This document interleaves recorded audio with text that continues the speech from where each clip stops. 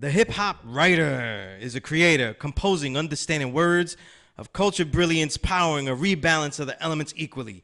Pages of rejuvenated reaffirmation, simply the almighty leadership of insightful craft work that stands to build through any confrontation born to be.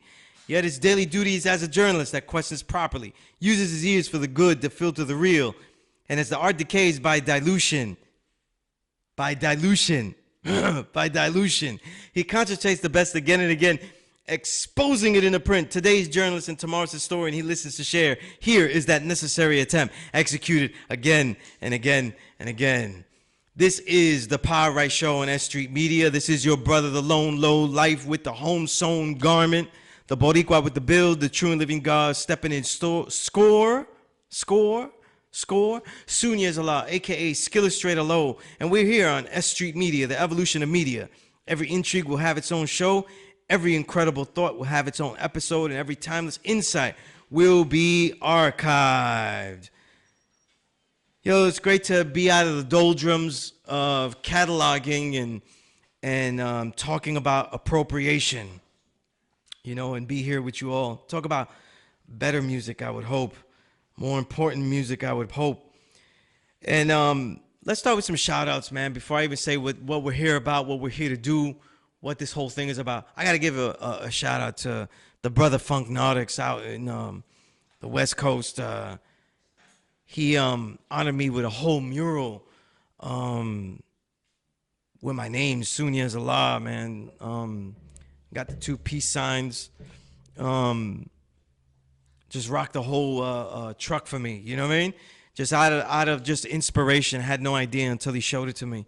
So it was just a real honor that people and anyone, whoever's listening, whoever listens to anything stuff I have, reads the books that I'm writing, the articles, you know, all of these things, the videos that I do, this Power Right Show, and it's inspired in some kind of way to build, to create. I'm truly honored, you know what I mean? I want to thank the brother. Also got to say peace to Aguilar. I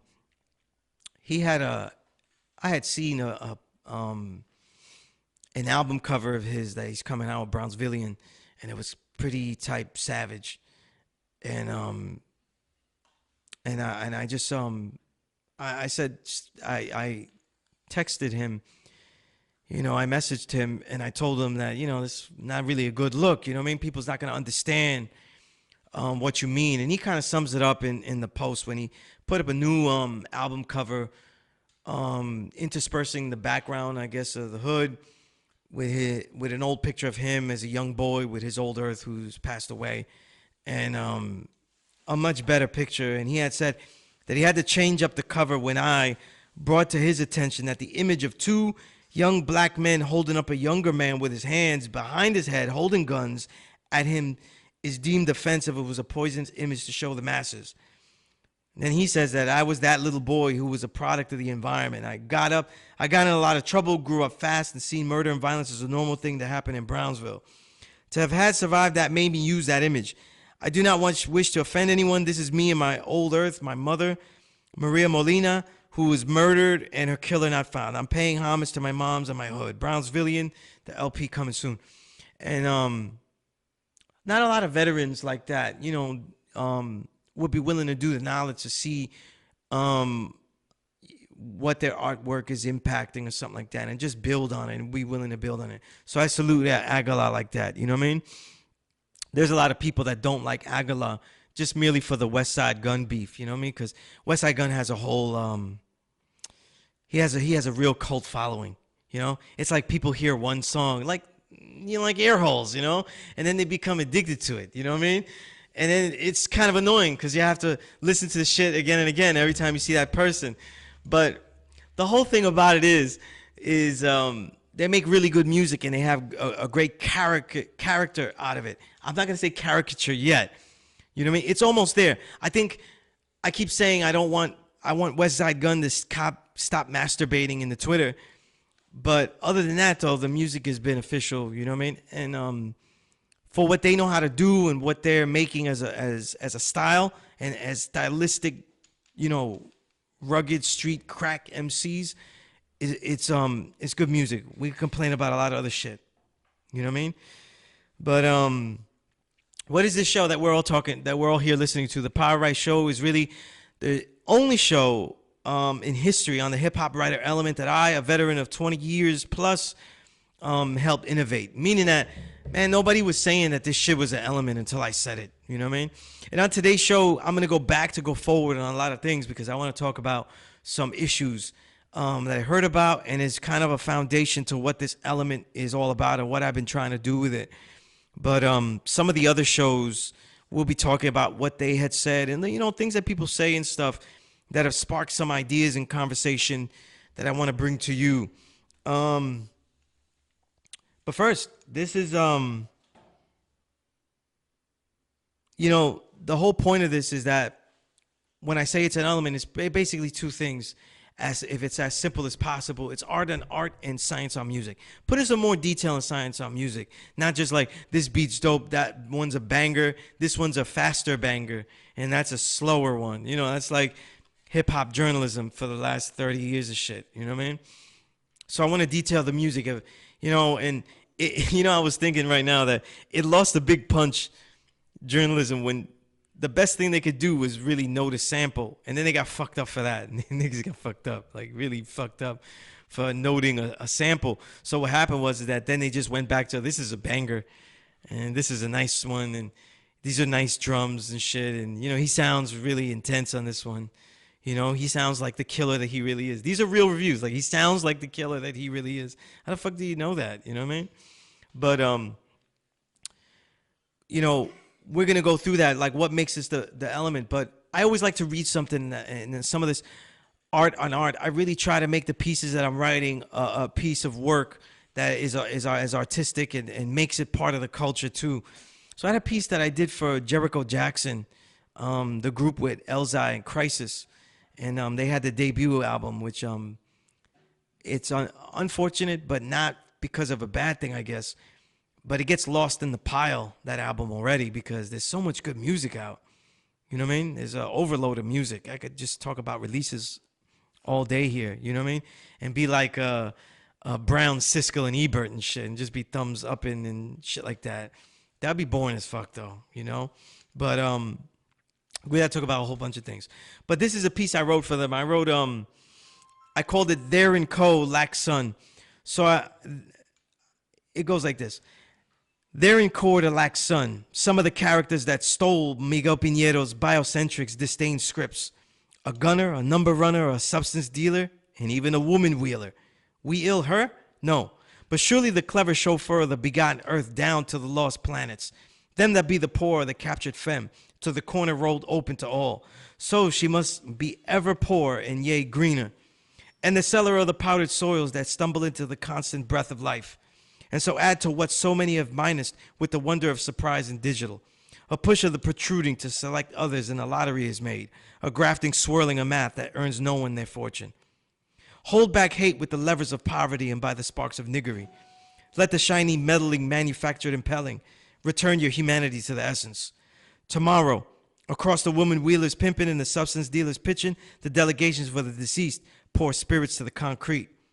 These places we come from, where the greatest failures are these consistent brigades of financial success that have become the decor, the embellishments of wrongs that even gentrify the integrity of the hard-fought spoken song. Skill illustrator scribbling, these Pinheiro demons, with a mind of chief head flesh. Denim the paper and let pens supply. These unbreakable ankles draped in polo camel moccasins, a blind illness that spear themselves back into existence, and balladeer the babies away from them short eyes. That's just a little piece that I wrote. Now, before I continue with the newer topics, I gotta throw an addendum. I tried to finish it in 2 episodes, but I gotta throw a little bit of an addendum to the whole appropriation lecture, parts 1 and 2, just so that it's clear. And that way, at least when the Klansmen come after me, I feel justified. You know what I mean? Like, I feel good. I could I don't have to be like, wait, before you burn my universal flag on a stick, let me just say this, right? There was a reader that said this to me. I'm quoting something that was useful, but he kind of understood a lot of the things I was going after when I talk about music in general. He said, I peep how you selectively address certain artists' music. It seems you're making the effort to call out the 10% in the industry. I used to be a big Eminem fan until I started noticing a bunch of details that always went over my head that you mentioned how obvious they are. It seems you don't exactly look to target just the lyrics artists are creating, but how the path of their career shaped how they make decisions on writing songs. I do attack the lyrics. I just don't have time. Like, if he sucks, I'm not gonna spend all the time reading his fucking lyrics and saying how, oh look, he's a cracker. Look, check one and footnote here, clan note here, and KKK note here, and gentrify note 75 here. I think a person like Eminem, all we have to do is look at their thematic career, their theme of their career, and how they chose it, the comedic angles, like I explained, being using a Little Richard approach to get into ciphers. You know what I mean? Yeah, he's just a shits and giggles kid. Let that white boy in. You know what I mean? And then he's in the game. But I want to salute that brother because he understood where I was coming from in a lot of it, though. But white privilege and appropriation is a serious issue. And I just gotta ask a question. I'm throwing this addendum because I was reading Ninth Wonder tweets, right? I had to mention it. I was saying I wasn't gonna do it, but Ninth Wonder, was he typing this shit with a beat machine? Like, was he, was he pounding the keyboard like it was an MPC? Like, it was doom, doom, doom, doom, doom, doom, doom. Because what he was saying had such contradiction in what he was saying.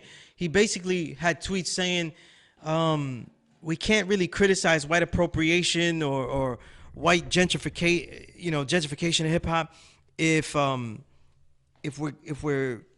on a white run label, or if we're getting saluted or we're getting played by a white run station. But this whole world is white run if you want to go into technicalities of it.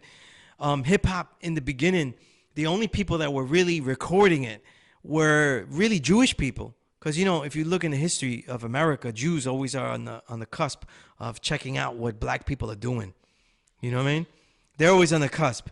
There's like, this might sell, what? And then they do muzzle, and then they start selling, whatever they might do. We might want to hear these kids talking. They're just talking, but if people like to hear niggas talking, and then they put it out there. But that was one thing. So, I don't know.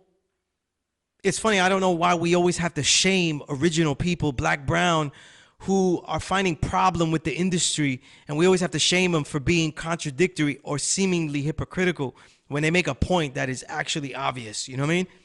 But I just want to turn to my producer. My producer, is this a white company that made this microphone here?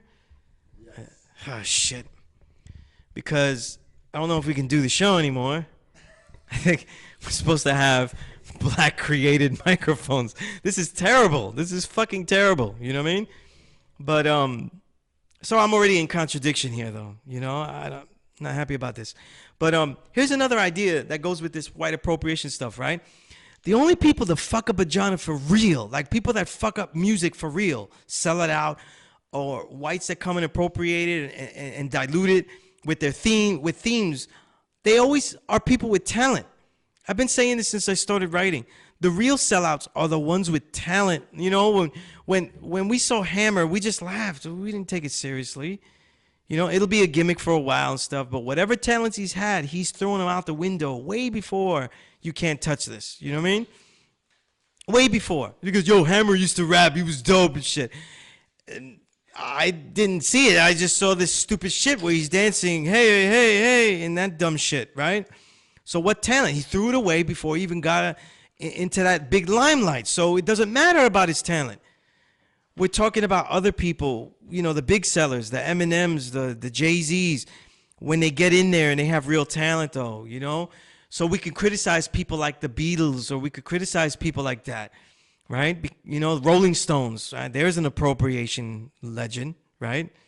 I'm using the word legend sarcastically here, if you don't understand fucking sarcasm.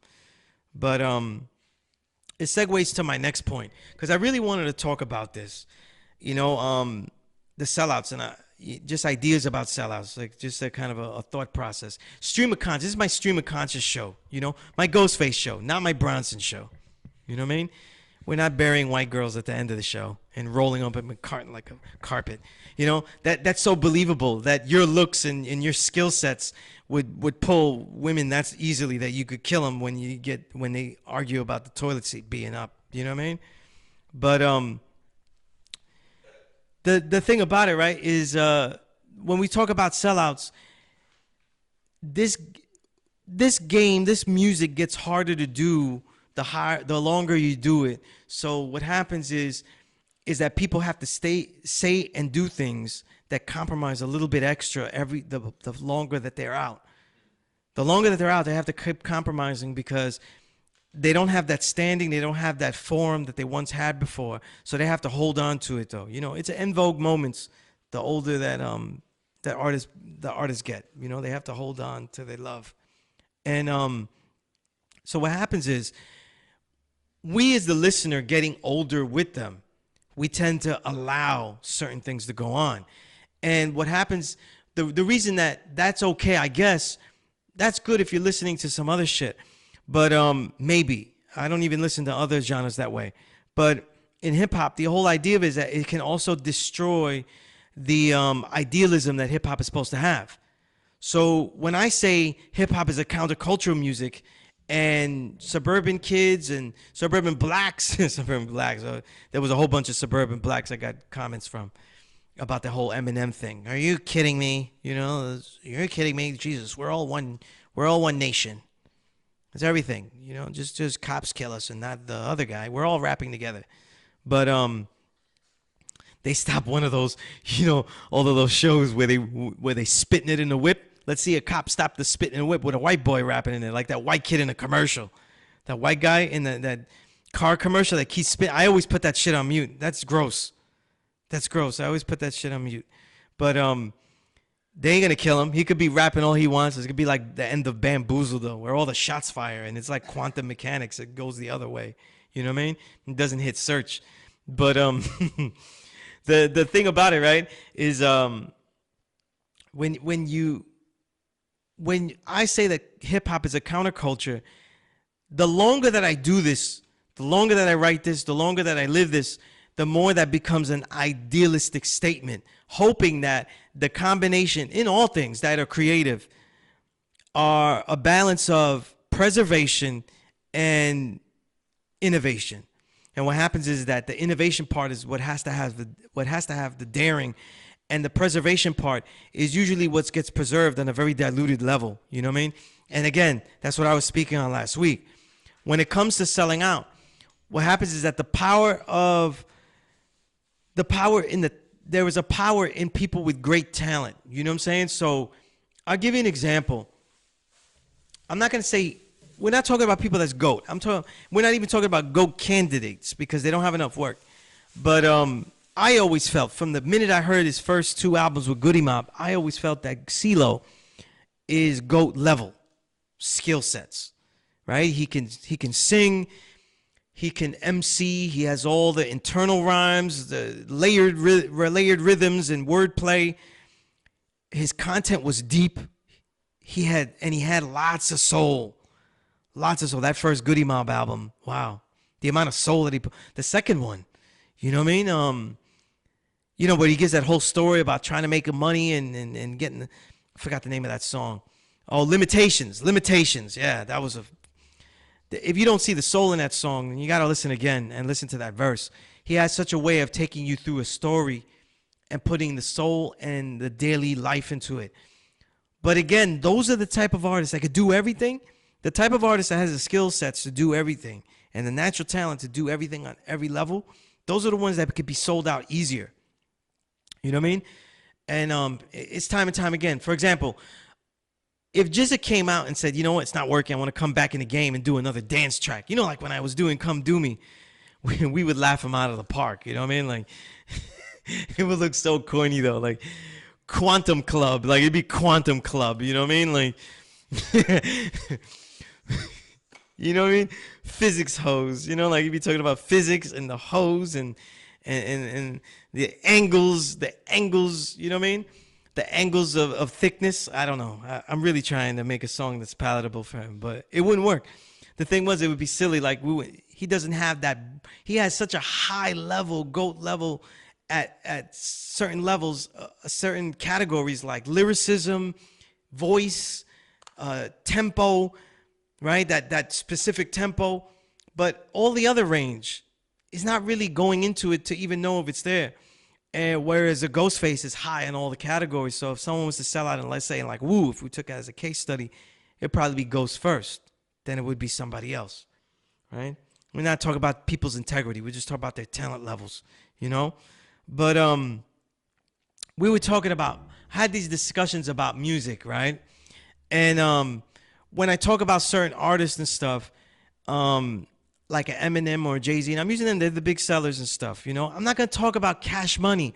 I'm not going to talk about Nelly's crew and stuff because it wasn't good music to begin with, though. Like, if you're not going to your kids and say, look, when I was a kid, we listened to this stuff. This is how me and your mom, we met, you know? We danced this, you know, and it's getting hot in here, you know? That's where we met, you know? I'd be embarrassed. Like, I'd be embarrassed, son. Like, this is the shit that you heard, Dad? Like, you know? Like, there's going to be some son in the future that goes, son, I met your mom with this Tekashi 6ix9ine song.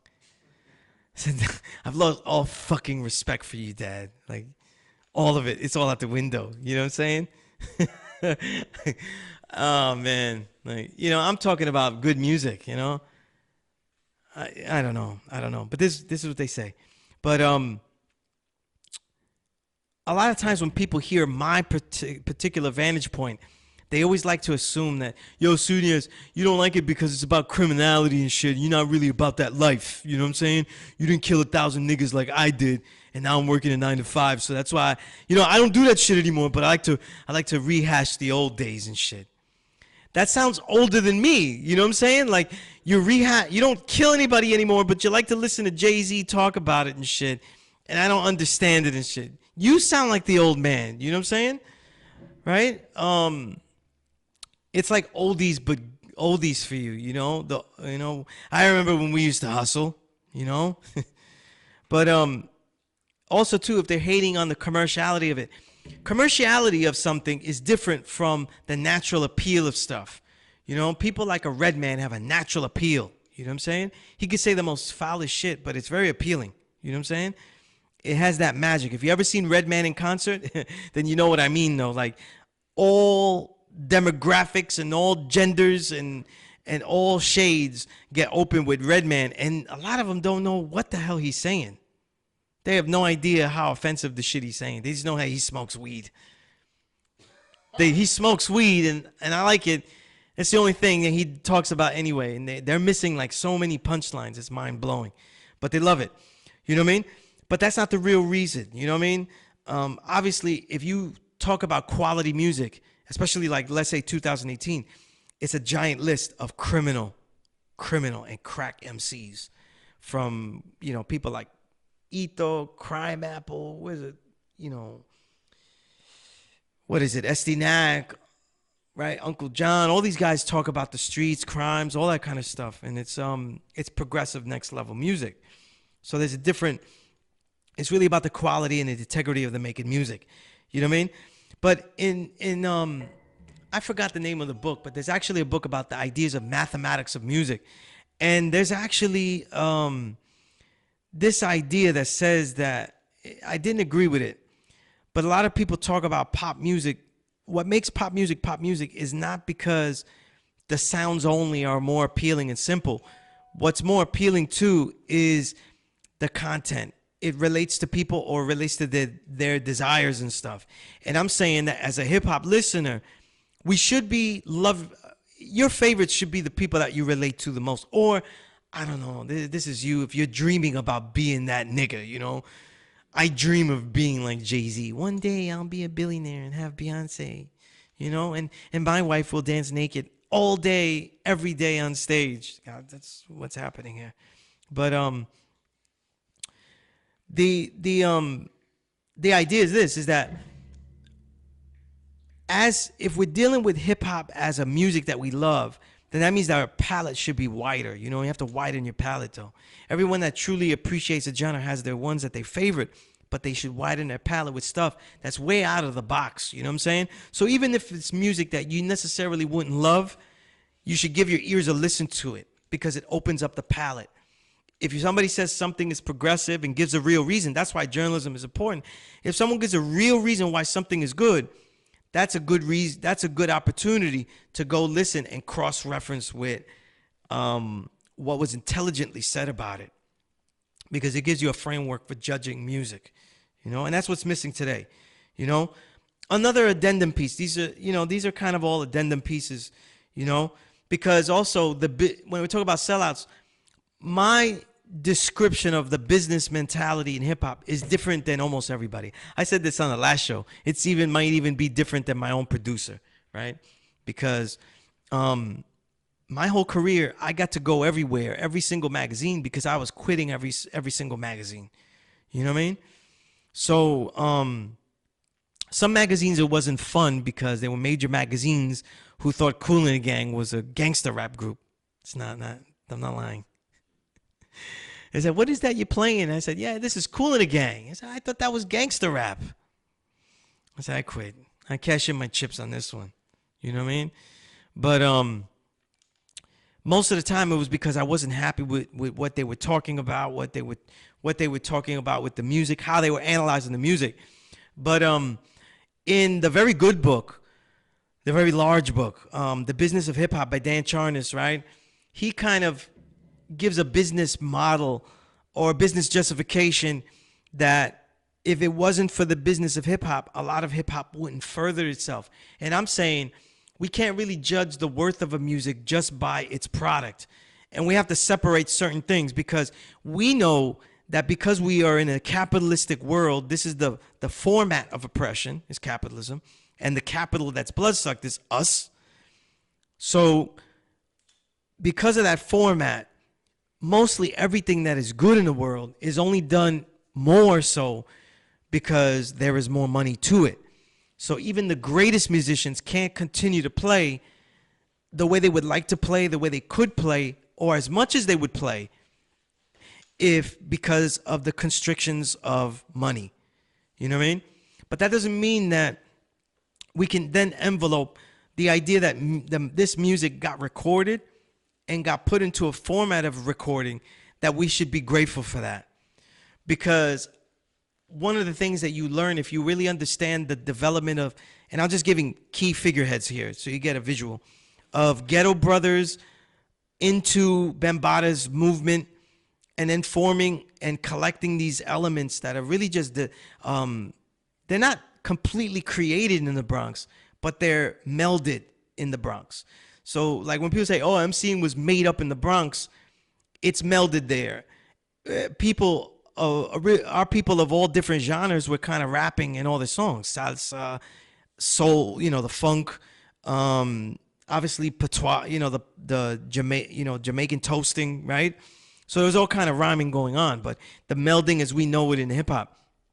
So the reason I'm saying all this, right, is the whole point of a culture is that it would mold itself so that way everyone can actually participate in it.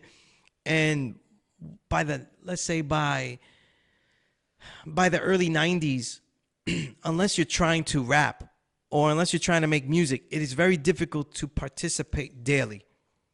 You know what I'm saying? So even it becomes part of the culture, like in our streets in the 90s, where like, yo, like we always looked at, this is all true. Like you look at the guy and say, yo, yeah, I rap too. Like you're in a cypher and said, oh, he's rapping like, yo, yeah, I want to get signed one day and I want to make my own music. And then the other guy raps in the cypher and you go, yeah, that was dope, man. You rap? Nah, I just do it for fun. And you're like, next.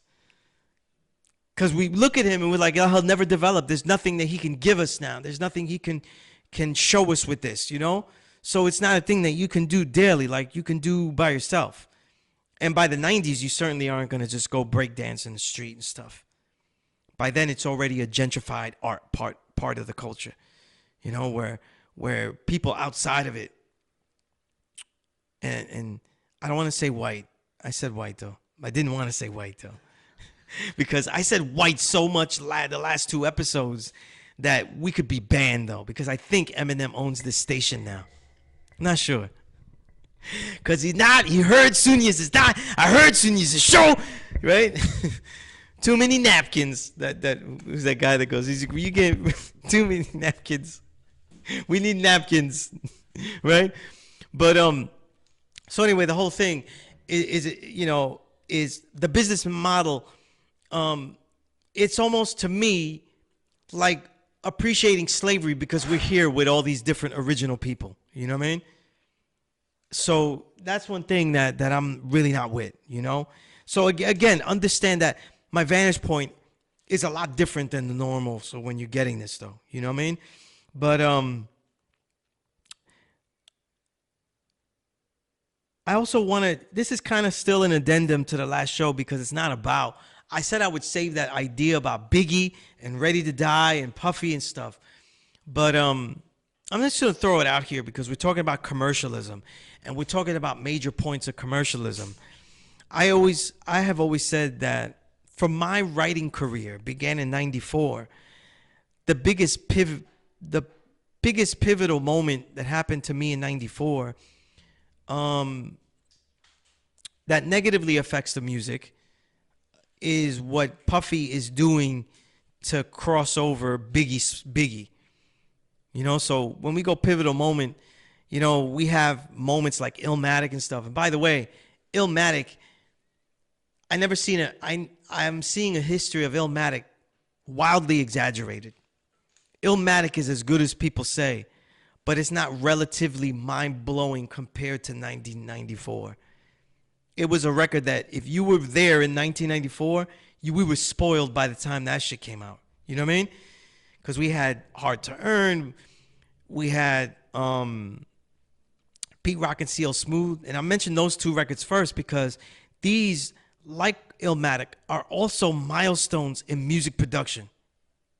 They're milestones. Main Ingredient and Hard to Earn are milestones in music production. To me, that's when them two, right? They're in my holy trinity, though. Holy trinity. Primo, Pete Rock, and RZA. So I feel like those two records in that 1 year are crucial in Primo and Pete Rock becoming legends. Like, it's just undeniable after that. And their sound is solidified. Because since then, we just wait for stuff that is crack like that. Like, we just wait for Addiction that is like Main Ingredient. Addiction that is like Hard to Earn. You know what I mean? And everything just hit a peak there, And I just mentioned two other records. So Brooklyn, if we had Biggie, you can't say he was the grimy only because we had MOP like nearly at the same time. You can't say you didn't have solo lyricists because you had Method Man.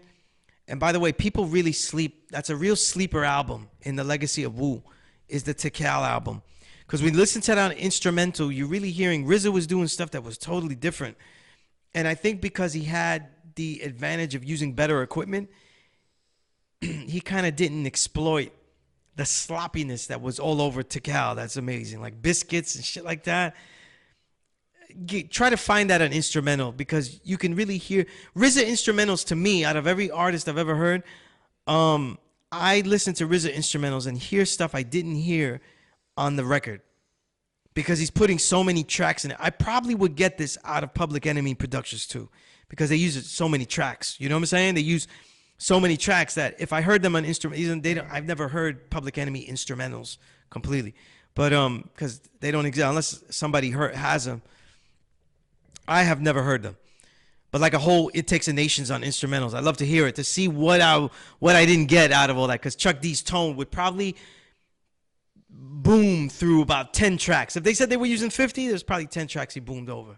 But RZA has a lot of stuff that you hear that you didn't hear on when you hear just the vocals on it. So it's really a great thing. And most of the RZA instrumentals for all his work in that classic period, 93 to 97, you can find those on the YouTube and get them downloaded and stuff. So do the analysis of that, especially Cuban Links. Cuban Links has a lot of detail inside of those instrumentals. You know what I mean? But when I was talking about Biggie, and I was saying in that appropriation lecture, during the appropriation lecture, and I was saying that he kind of had the model of a pivotal point in crossing over even worse and diluting the music worse, I should say. It was this concept of legitimately selling the pop A side, hardcore B side. I was so anti-radio then that I never heard Juicy. I heard Juicy after I heard Machine Gun Funk. You know what I'm saying? So, and I heard Things Done Changed, and what was the other song? I'm forgetting though. But fuck Brooklyn. I don't need to remember any of these songs. But anyway, the what was there was a lot of hardcore. Oh, the what? Obviously that had leaked real early, right? And when I was like, I was nervous. Should I get the album or not? And or should I just let people buy it for my birthday? You know, like those kind of things, like shit that you wasn't really fucking with, like you wasn't sure about. You say, look, buy that for my born day or something like that, you know? And when we were on that Jesus tip, we said buy it for Christmas though. You know what I mean? But I got the knowledge and stuff, so nobody want to buy me a fucking Christmas gift anymore. All right, I'll take it. But so what happened was, right, is I heard Juicy, and I was like, what the fuck is this shit? This shit's soft. Oh, you know? And I remember, this is not a lie. I don't have this audio. I could go find it though, but then my word is bond. I interviewed Ice-T in 2007, and I told him something that Chael Coker, the biographer of Biggie's Biggie's biographer, posthumous biographer, and he's known for doing Luke Cage. He had said that Biggie, he told me this. He said Biggie on some social media rant. He was like, Biggie wasn't even Biggie was the real one, not like Ice-T. You know what I'm saying? And it's funny because I asked Ice-T, you know, I didn't go, I'm not a snitch. I didn't go, yo, this nigga said that, like that. I didn't do that. I said, you know, somebody was pointing out that Biggie, in his video for Juice, he had the big mansion with the white accountant and was balling in the mansion and all that. And he was actually saying, though, that was real. That was the induction of real. And Ice-T, you know the way Ice-T talks, you know what I mean? Let me tell you something, right?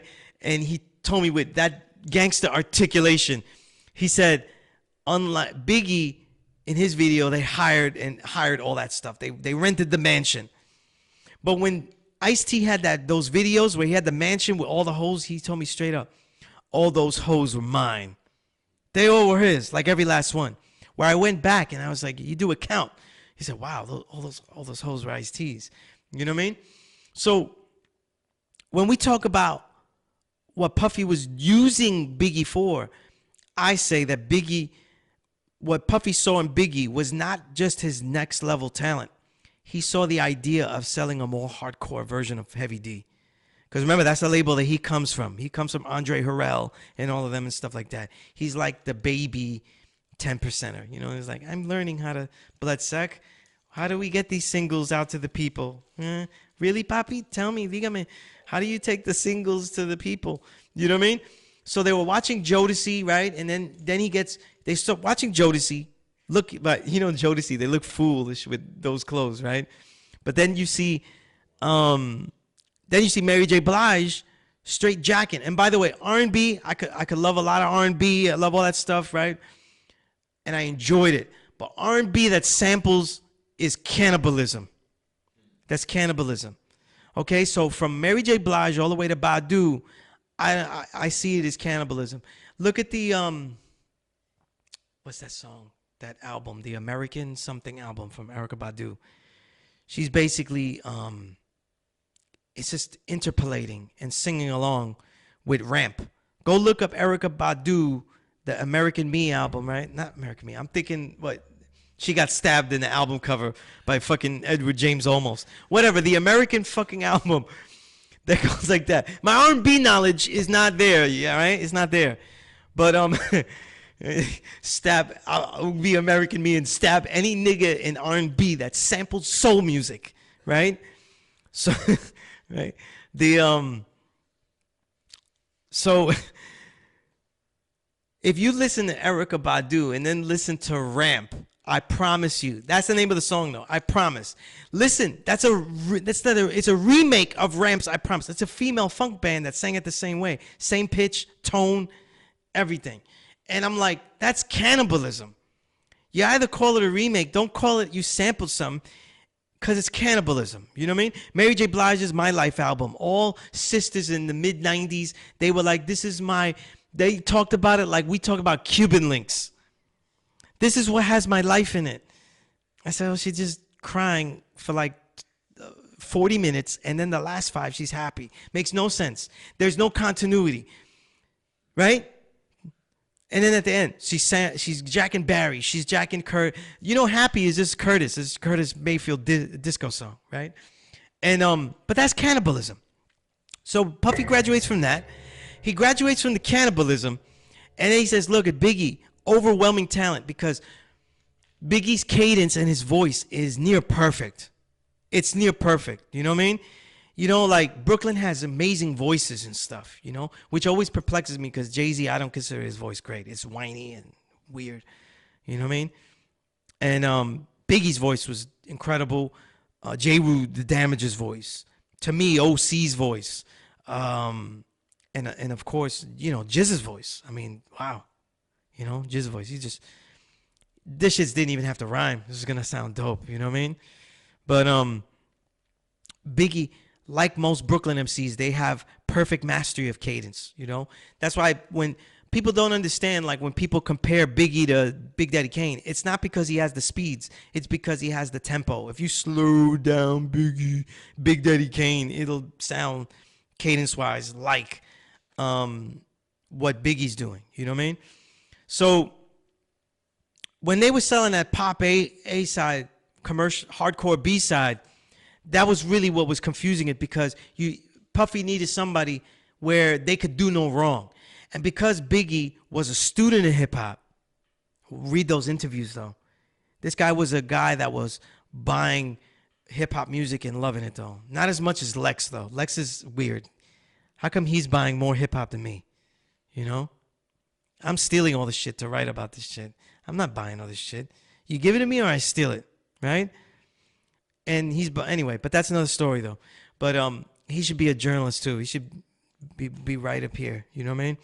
But the thing about it is that Biggie was manipulated in that to do that, and this is why it bothers me that you know, people don't want to criticize Biggie in that way. You know what I'm saying? Because if you don't say it was Biggie's fault in some respect, then you're doing Black Boy, Richard Wright's Black Boy. You know what I'm saying? With Biggie. That wasn't his fault. That was Puffy's fault. So he's just, I was a big nigga. I just rhyme. You just turn mic this way, and I just rhyme. Give me the time and not talk about the crime. Oh, is that good? Boss, you need another one? I just got more lyrics. I killed many niggas in this song. You want me to do it again, Diddy? You know, if it's not, you can't have it both ways. You got to give an artist some blame for the product that he makes, or else you're giving him almost like a puppet tone. I don't see it that way. You know what I mean? Everybody in the industry in the 90s, and to some respect though, was puppeteered, but that doesn't mean that they were puppets though. They're literally trying to learn about a business that doesn't teach you. And I'm saying that somebody that has a degree from Baruch College, who, when I finished all the required courses, I realized I didn't learn shit about entrepreneurship. Jack shit. You know what I mean? So if you don't make it into one of the big 6 accounting firms, then your degree doesn't really teach you how to market your own stuff. You know what I mean? How to make your own things. What happens when you make your own things? What is intellectual property? We're reading other books to learn that shit. You know what I mean? So you can't fault the artist for not knowing everything, you know, but the music that they make, they have to have some kind of responsibility for it. You know what I mean? They got to have something. But I think that's all I want to say about selling out right now, because it's going to bother me too much. You know what I mean? And remember, to make orange drink, this is the real jewel. To make orange drink, you need orange juice, 10% orange juice. You know what I mean? You can't make something shitty without fooling the people that it's, has some semblance, The shittiest candy uses real fruit flavor. I don't know where they get this fruit flavor, but they get this shit from somewhere. You know what I mean? But yeah. So now we're talking about how much. Let's see. I wanted to talk about the role of in the end of the show. We got about 15 to 20 left. I want to talk about the role of hip hop. I was watching the DJ Vlad video. You know what I mean? He's like my counterpart. He blood sucks, and then I keep it real. You know what I mean? So it's like a counterpart. You know what I mean? So I want to use that contrast to really explain certain things. It doesn't matter that Lord Jamal got, he's like really at this point the one black friend. They were having a discussion though, and Vlad was asking Lord Jamal a discussion on media because DJ Vlad had noted that Lupe Fiasco had said that it was in the discourse of something, and Lupe Fiasco said, "Oh yeah, and DJ Vlad's not your friend either." Like in general, he's not your friend. Like saying it to other rappers that Vlad is not your friend. Maybe because people be snitching, people be on some Barbara Walters shit and telling all their stories on Vlad and everything. I don't know. I don't care. Most of the artists that he interviews are not worth buying their record anyway. And that's why he doesn't talk about music with them, But what DJ Vlad said about hip-hop journalism and media was something that I had to disagree with. Or agree on the angle he chose, but not on the ultimate point. So he was confirming this unbiased view, right? The unbiased view of dealing where he's like, Vlad said, I'm not your friend. I do this journalism and I'm doing it unbiased as a journalist should, right? And he says it's versus the way hip hop media was always in the beginning, kind of like a press thing. Like just people writing press releases for artists, basically a friendship making business. I agree with his perspective. I agree that in the beginning it was a friendship making business and most of the stuff was press releases. And as it developed, that's where all the beef started because people were like, wow, you actually wrote something negative about me? That's why they were blown away. That's why artists were blown away. And but I find both formats wrong.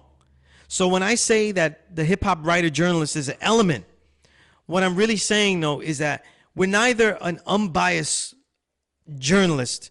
We're actually an embedded journalist. But we're not friends to the generic idea of the artist that we cover. What we are is friends to those who do hip-hop by the principles that we understand it as. So as a journalist, we define the principles. We show and prove how we see the principles. So not saying that we say what it is, but we defend what we think it is with proofs.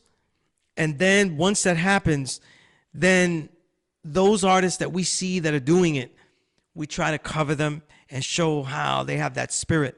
And then because of that, because it's never really a clear line, we will have to criticize or say things that we like better than others and just be analyzers of the music. And with all music, the more you understand music, the more that you hear mistakes, and try to decipher it from errors, right? Example, because mistakes are not errors. Mistakes can be good. Mistakes are something that you hear all over 36 chambers. Errors are something that it shouldn't have been there, or is a gross error that it doesn't work at all, or it compromises or ruins the point of what the artist is trying to do, or just the bad work, right? Bad choices, right? Every artist makes bad choices that might be more commercial, So when I'm talking about that embedded thing, it comes from two angles, because throughout the history of hip hop, the whole history of me trying to learn hip hop, trying to understand it is something that you grow up with. So I was telling somebody, it's more like there's a J Live song called the Sidewalks. And he says that he didn't grow up in the streets. He grew up in the sidewalks. You know what I mean? So wasn't doing those crimes, but we were still poor. We were still in those streets. And we found different things to do. And certainly on those sidewalks, we was doing hip hop. We was living that shit out, though, doing all that, all the elements that we could try, and be good at, right? And as it develops myself, the lyrics of hip hop and what brothers were saying were also sparking me to go find out about other things. And that's why hip hop is such a powerful music, because its nature of having entire speeches on wax and its nature of sampling that gives you a path back through history to go understand where something came from, which gives you a whole perspective. Understand that an old record found can give you a perspective of a whole history by which a record was made. For example, basic record. You go back and look at James Brown's Say It Loud. You're going to have to understand the civil rights movement. You're going to have to go into the whole plethora of things and see how not just the civil rights movement, but the more militant brothers use that song as an anthem, right? So all these things come into play when you look into the depth that hip hop could bring people into. And for me, it was always the lyrics. So trying to understand the lyrics literally led me closer to saying that man can be God, that man can be true and living. Because these weren't ideas that brothers in the Brooklyn, parts of Brooklyn where I was from, right? I wasn't in that heart of Medina and Bed-Stuy, none of that, or in Brownsville. So knowledge of self and those ideas, the gods were just God bodies. They were enemies of other people. You know what I mean? They had the highest title, so they must have chose first. That's really what I thought when I was a kid. They chose first. So Nieta, Familia, Latin Kings, they were late in the raffle, you know, to get the names. You know what I mean? They pulled out the wrong ones, or the lesser, because God is the highest title. So I thought the gods was gang. You know what I mean? You know what I'm saying? And I said, I one time asked the Latin King, I said, how come you guys got the better name though? You know, it's a higher name and shit. You know, I was naive though. I didn't know he could have killed me then. You know, but the thing was, right, is that when you look at things like that, now if I get knowledge of self and I see my brothers expressing themselves and the older brothers that inspired me expressing themselves and being legendary in it, then now I'm already embedded in a different way in the hip hop. You know what I'm saying? If I start to use hip hop as a creative measure in the journalism, then I've made an element and I've done something deeper in the hip hop. When I don't search to be a low life or try to get in, I didn't wear 1,000 low pieces and then get punched into the crew. You know what I mean? I literally got knighted. It was an honor to be knighted as a low life for the things I did in hip hop and for what I did in the community from then until now. So when we look at things like that, this idea of hip hop, a hip hop journalist, they're not going to be worthwhile if they don't look at things unbiased with a little bit of distance. But they also have to know that they have to be embedded. They have to care about the way expressions go. Because what happens is you will naturally embed yourself into just the commercial aspect of it, the selling of it only. And that's what I see with every unbiased, so-called unbiased journalist, distant journalist. You know what I mean? You've got to be in this. You got to really love it. You got to understand where people make the music. And if they're really thinking about it, in the 90s when we started to do this journalism, we had to go. We didn't go to a label to sit at a desk and the artist of the label would come, and be interviewed. What we would do is we would have to go to that hood and find them. We have to go find that guy. So if he was an MC from East New York, we would go find him.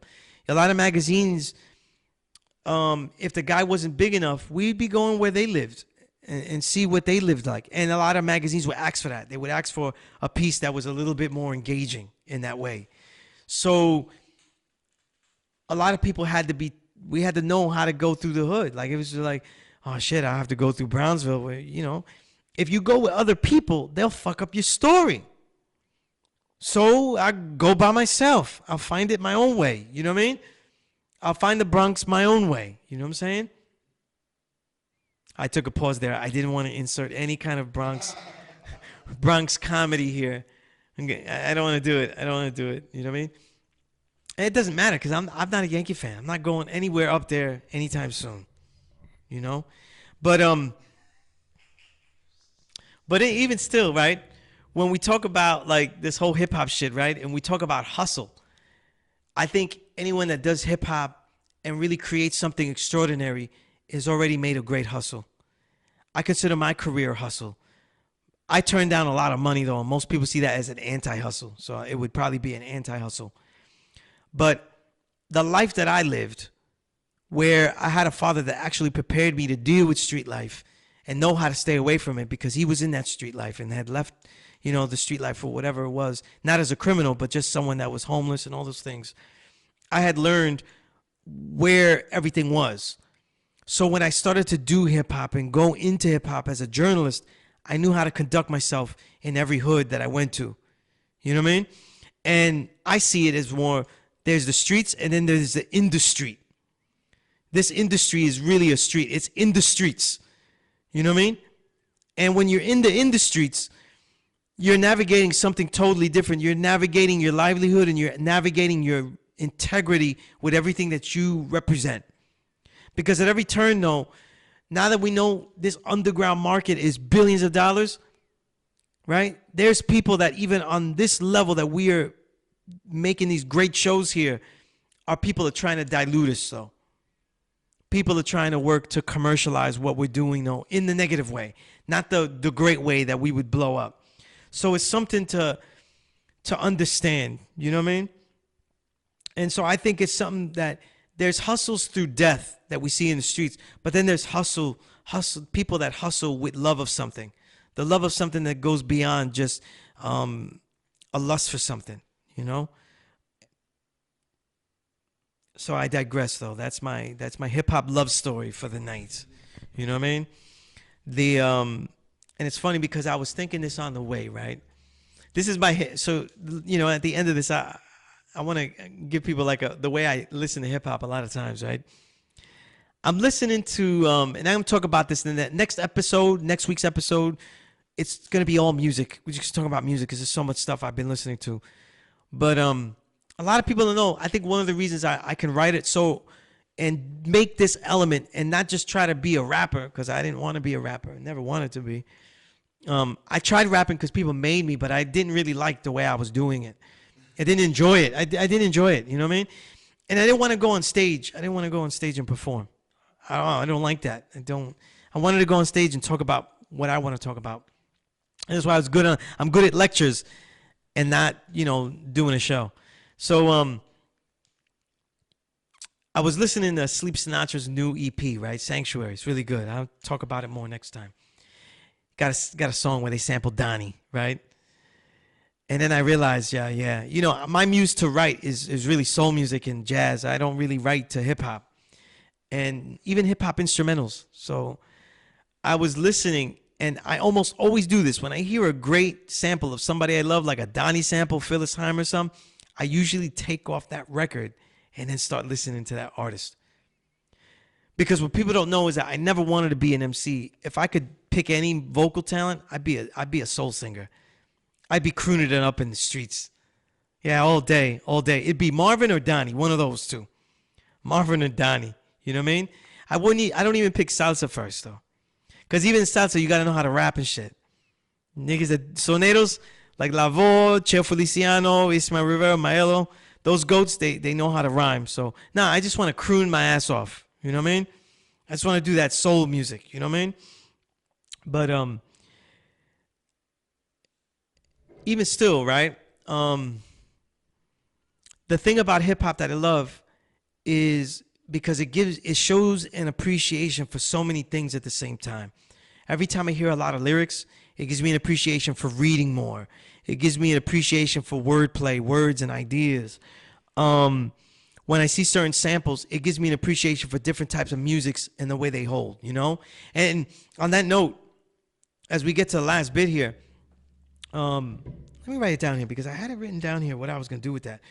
Not the next show. The next show is going to be about hip-hop music, all the great releases, and giving some analysis of them. And really be a science on music episode. But on a future episode, probably the one after, where I really could jot down everything I wanted to say, I'm going to do a Quincy Jones episode. It might be that the whole episode becomes Quincy Jones. So it'll be a classic Crates episode featuring Quincy Jones, because there's a new documentary on Netflix called Quincy, about Quincy Jones' career and life. And he's not even my favorite composer, arranger. But if we were talking about the greatest producer of all time, we probably have to say him.